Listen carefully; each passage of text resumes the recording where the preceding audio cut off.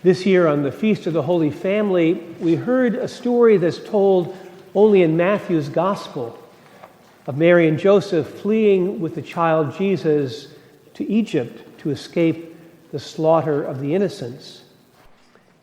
In the Christmas story, we'd been told that the child would be named Emmanuel, which means God is with us. Then Matthew goes on to quote the prophet Hosea, "I have called my son out of Egypt." This is Matthew's way of telling us once more that God is still with us, that God is the one who goes before us, who leads us out, and brings us back. Moses is the great leader who led the children of Israel out of Egypt.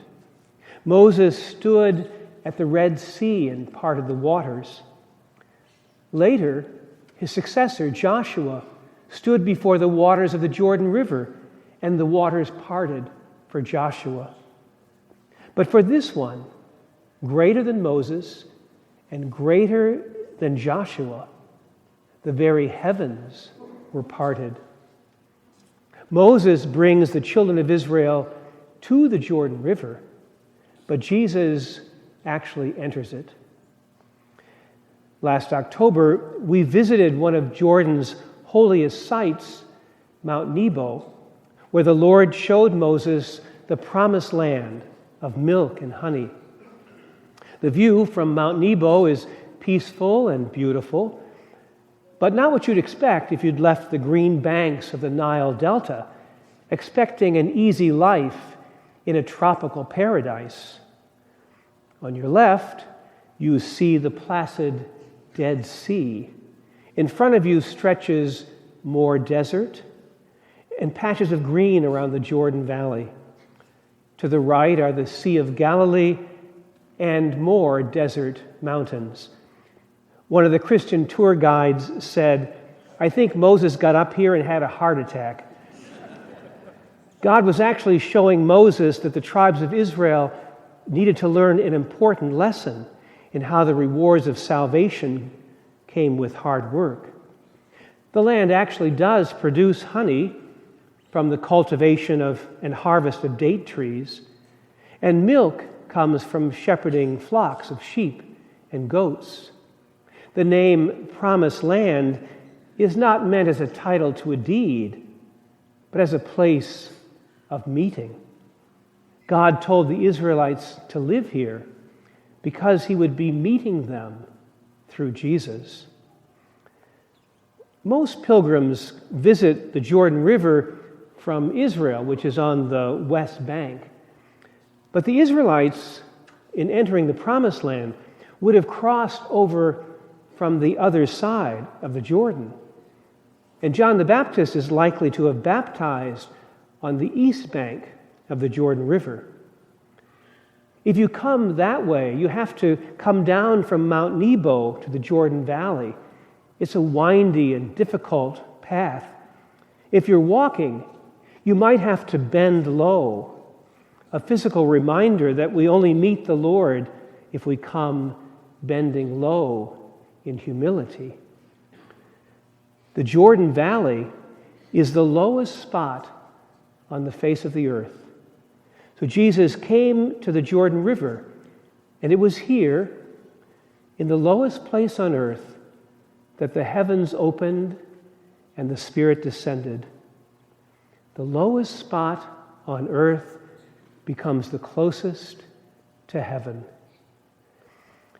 It's the Orthodox Christians who help us to see this event as an epiphany, not just of the beginning of Jesus' public ministry, but a revelation of the triune God, the Father testifying from on high to the divine sonship of Jesus, the Son receiving his Father's testimony, and the Spirit descending from the Father upon the Son. In Matthew's Gospel, unlike Mark and Luke, the voice from heaven speaks to us. "This is my beloved Son, with whom I am well pleased. Listen to him." The prophet Isaiah describes the ministry of this one upon whom God's Spirit descends, with whom God is pleased. A bruised reed he shall not break, and a smoldering wick he shall not quench. God has set his chosen one as a covenant of the people, a light for the nations, to bring out prisoners from confinement and from the dungeon, those who live in darkness. But God's call is always a call into community. So Jesus is baptized into radical solidarity with all men and women, taking upon himself even the condition of our sinfulness, himself having not sinned. Christ has come not only to reveal the divinity to us, he's come to reveal us to ourselves. Not only is Jesus truly God, he is truly human. And he is truly human precisely because he does not sin. All of our sin is nothing other than the rejection of the truth of our humanity. Jesus' utter acceptance of our humanity, his drinking of our cup fully, his sharing in our wounded condition, reverses our sinful rejection of our creatureliness. Jesus' baptism, then, is at the heart of his mission to heal us. He enters even the wounds of our self-rejection without having made the rejection himself. Jesus accepts full solidarity with us, even if it means being seen as sinner. Jesus' baptism is one of his earliest great transformations. The first was that the Word itself could take human flesh. Jesus' baptism is an epiphany, but epiphany is deep water. You can't stand on the shore and dip your toes in. You must take a breath and plunge. New Testament scholar Marcus Borg suggests that Jesus himself is our thin place. He's the one who opens the barrier and shows us the God we long for.